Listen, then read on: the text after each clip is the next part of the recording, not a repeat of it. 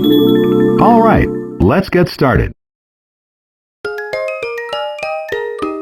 The first step is to cut the ingredients. You'll need a cutting board and a kitchen knife. Peel the onion. Finely chop the peeled onion. Next, peel the carrot. Finely chop the peeled carrot. Now peel the garlic.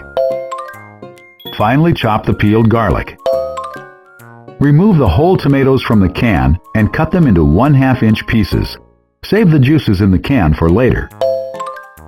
Cut the sausages into 1/4-inch thick round slices. Next, you'll need a sieve to drain the liquid off the red kidney beans. Drain the kidney beans with the sieve. That's it for preparations. The next step is to cook the ingredients. You'll need a frying pan. Heat the cooking oil in the frying pan over moderate heat. Add the onion, carrot, and garlic. Sauté until the vegetables become tender. Once all the vegetables have become tender, add the ground beef. Brown the ground beef while breaking it up until no lumps remain. Make sure you brown it thoroughly. Add the flour, reduce to low heat, and cook until it's fully mixed in with the other ingredients. Mix in the whole tomatoes, their juices, and the white wine. Increase to moderate heat and mix everything together well. Add the stock, mix everything together, and bring it to a boil. Once the mixture has come to a boil, skim off any foam.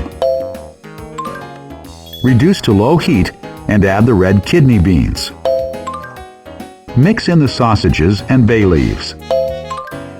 Staying on low heat, simmer for 15 minutes while stirring occasionally, until most of the liquid has evaporated. Be careful that it doesn't burn. Add some cayenne pepper and paprika. Once the liquid is fully reduced, season to taste with salt and pepper. Transfer to serving dishes. It's ready to eat.